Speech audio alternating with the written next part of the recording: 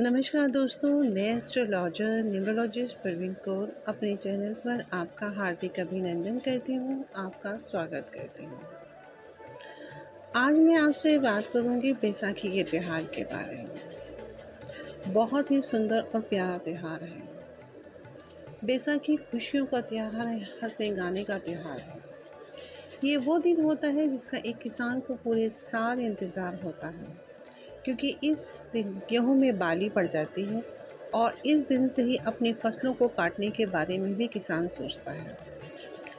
यह त्यौहार पूरे भारतवर्ष में मनाया जाता है, यहाँ तक कि पंजाब में तो बहुत धूमधाम से मनाया जाता है, क्योंकि किसान इस दिन प्रकृति का धन्यवाद करता है और फसल में से कुछ थोड़ा सा अंश निकाल के अग्नि को समर्पित करता है।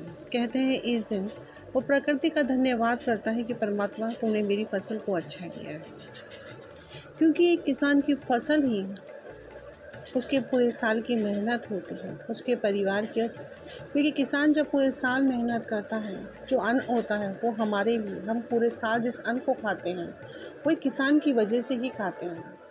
अगर किसान खेतों में मेहनत करता है, धूप में तपता है, तब कहीं जाके हमें 2 वक्त की रोटी मिलती है।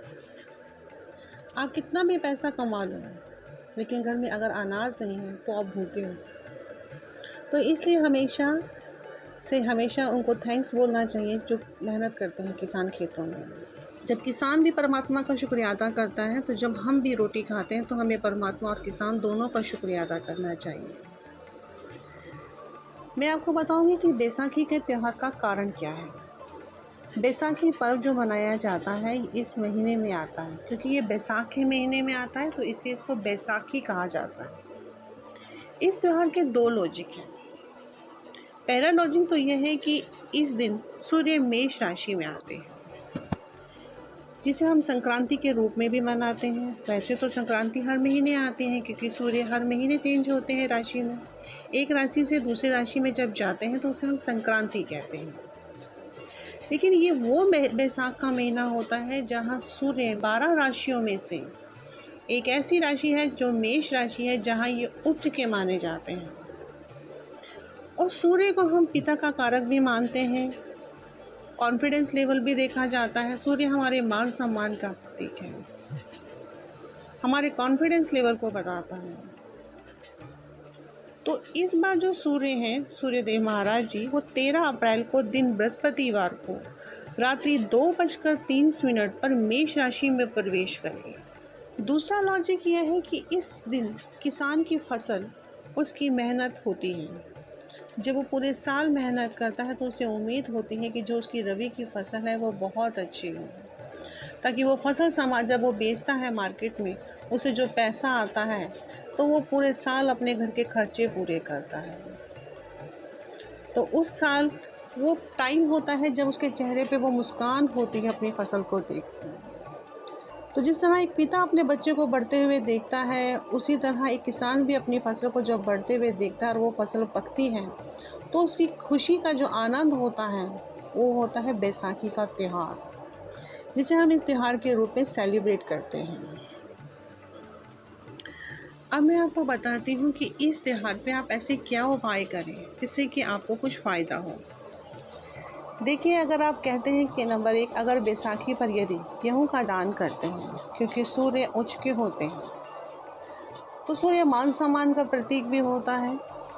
बैसाखी पर यदि आप गेहूं का दान करते हैं तो मान सम्मान, आत्मविश्वास में वृद्धि होती है। जिनका सूर्य नीच का भी हो तो वो लोग भी ये दान कर सकते हैं, उनके लिए अच्छा है। वैसे तो दान हमेशा ही अच्छा होता है। कहते हैं एक हाथ से दान लो तो दूसरे हाथ को पता नहीं चलना चाहिए, क्योंकि दान एक ऐसी चीज़ होती है जिससे हमारी कर्मा थ्योरी में सुधार होता है।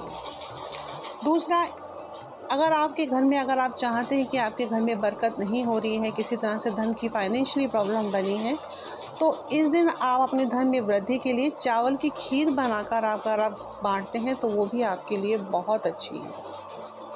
कई लोग ऐसे हैं जिनको अपने करियर की बहुत टेंशन है, जॉब की टेंशन्स है, अपने करियर में ऊंचाइयों को छूना चाहते हैं, मगर मेहनत करने के बाद भी उनको फल नहीं मिल रहा है। तो ऐसे लोगों के लिए भी मैं एक उपाय लाई हूँ करियर में उन्नति और सफलता के लिए। बैसाखी पर आप उड़द की दाल की खिचड़ी बनाकर अगर आप गरीबों को खिलाते हैं तो ये आपके लिए बहुत ही अच्छा साबित होगा। नंबर 4 पे यदि किसी को डिप्रेशन की प्रॉब्लम है या मानसिक तनाव उनके जीवन में बना है और वो इस चीज़ से बहुत ज़्यादा परेशान हैं, तो ऐसे लोगों को बैसाखी के दिन दूध बांटना चाहिए। बच्चे हैं, स्टडी कर रहे हैं लेकिन उनको सफलता नहीं मिल रही है, कुछ ना कुछ प्रॉब्लम चल रही है। और ये टाइम भी है कि कुछ बच्चों के जैसे बोर्ड के एग्ज़ाम्स हैं और वो बच्चे अगर आप स्टडी कर रहे हैं तो नेचुरल सी बात है कि आपको स्टडी में प्रोग्रेस चाहिए। तो उन बच्चों के लिए है ये विद्या में सफलता के लिए बैसाखी पर आप भीगी चने की दाल चने की दाल लें, उसे रात भर भिगो के रखें और सुबह आप गाय को खिला दें। देखिए कैसे नहीं है आपकी स्टडी में प्रोग्रेस होती है। देखिए दान तो एक ऐसी चीज़ होती है कि अगर आपकी लाइफ में कोई भी प्रॉब्लम चल रही है तो वो धीरे धीरे आपको उस दान पुण्य करने से वो रिलीफ आपको मिलना शुरू हो जाता है। क्योंकि जो आप किसी को दान पुण्य करते हैं उसकी जो ब्लेसिंग होती है वो हमेशा कारगर सिद्ध होती है। दूसरा, कई बार आप छोटे छोटे उपाय करते हैं। उपाय करने का मतलब होता है कि हम कहीं किसी की हेल्प कर रहे हैं। तो जब हम किसी की हेल्प करते हैं तो उनसे हमें ब्लेसिंग मिलती है और वो ब्लेसिंग हमेशा हमारे काम आती है और हमारी प्रॉब्लम वहीं से दूर होना शुरू हो जाती है। अगर आप ये बैसाखी पे कुछ उपाय करते हैं और आप सभी को मेरी तरफ से बैसाखी और मेरे परिवार की तरफ से बैसाखी की हार्दिक शुभकामनाएं। अगर आपको मेरा चैनल पसंद आता है तो प्लीज़ मेरे चैनल को लाइक, शेयर एंड सब्सक्राइब करना ना भूलें। जय माता दी।